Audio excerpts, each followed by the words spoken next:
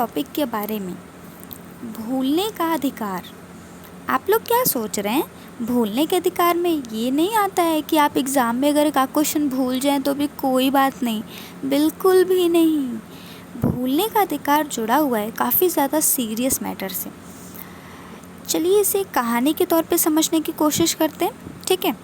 मान लीजिए ए के ऊपर एक बहुत ही गंभीर इल्ज़ाम लगा, ठीक है। मान लीजिए एक इल्ज़ाम लगता है ए के ऊपर कि उसने चोरी की है, बहुत ज़्यादा, मतलब चोरी भी की है, और मान लीजिए नशीली पदार्थों को उसने अपने घर में रखा हुआ था, ठीक है। तो इसके लिए पुलिस आती है, उसे लेके चली जाती है और उसे मतलब बहुत ज़्यादा टॉर्चर करती हैं, पूछने की कोशिश करती हैं, जो भी किया जाना चाहिए उस टाइम पे वो पुलिस ने किया, ठीक है। और फिर मीडिया हर जगह उसका ऐसे नाम काफ़ी ज़्यादा आ गया। अब ड्रग्स के मामले में नाम आया है तो मीडिया में तो आएगा ही, सब जगह न्यूज़पेपर हो गया, मीडिया हो गया, यूट्यूब पे 2-3 हज़ार वीडियोस आपने देखा ही होगा। तो उस तरीके से काफ़ी ज़्यादा वायरल हो गई उसकी वो न्यूज़, ठीक है। और उसके बाद 2-3 महीने बाद जब मामला शांत हो जाता है, वो केस तो चल ही रहा था, तो पता चलता है कि उसने ऐसा कुछ नहीं किया है, ठीक है, और वो निर्दोष है। तो जजमेंट सारी क्लियर कर दी जाती हैं, उसे सज़ा नहीं दी जाती है, उसे छोड़ दिया जाता है, ठीक है। अब वो वापस तो आ गया, लेकिन जो यूट्यूब चैनल पे जो 500 वीडियोस अपलोड हो गई हैं कि उसने ड्रग्स उसके घर में पाए गए, और ये सारी वीडियोस तो डिलीट नहीं हुई ना, तो ये सारी चीज़ें तो कहीं ना कहीं अभी भी हैं। तो मान लीजिए अगर वो कहीं जॉब करने जाता है और ऐसी न्यूज़ किसी को मिलती है तो लोग तो उसे जॉब नहीं देंगे और उसे अच्छे नज़रिए से भी नहीं देखेंगे, ठीक है।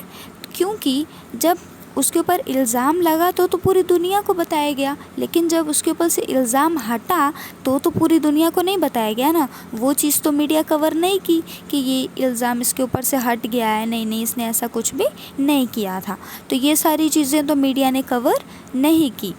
तो बिल्कुल इसी चीज़ के लिए एक लॉ आना चाहिए। वैसे ये लॉ अभी आया नहीं है, लेकिन ये सपोज़ किया जा रहा है कि इंडिया में ये लॉ आना चाहिए, क्योंकि ऐसे बहुत से केसेस हैं। और अगर ऐसा कुछ नहीं, मतलब राइट टू फॉरगॉटन जो राइट है, अगर उसका उपयोग अगर वो आ जाता है, तो यदि कोई इंसान बाद में निर्दोष साबित होता है तो वो अपने खिलाफ़ जो भी उसे दिखे, मान लीजिए यूट्यूब वीडियोज़ उसे कई सारी दिखें, तो वो कह सकता है कि हाँ इन्हें हटा दिया जाए, क्योंकि ये मेरे राइट टू फॉरगॉटन लॉ के अंतर्गत आ रही हैं और अब मैं निर्दोष हूँ, तो फिर इस तरीके से मेरे नाम को बदनाम नहीं किया जा सकता।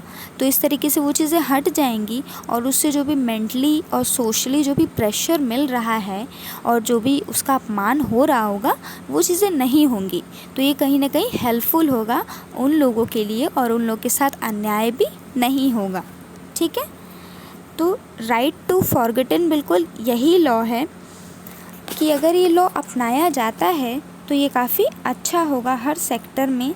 ये उनके लाइफ को जो अफेक्ट करता है, एक तो वो 3-4 महीने वहाँ झेले, वो अलग चीज़, और उसके बाद वो निर्दोष हैं फिर भी काफ़ी ज़्यादा वो अफेक्टेड हुए इस चीज़ से।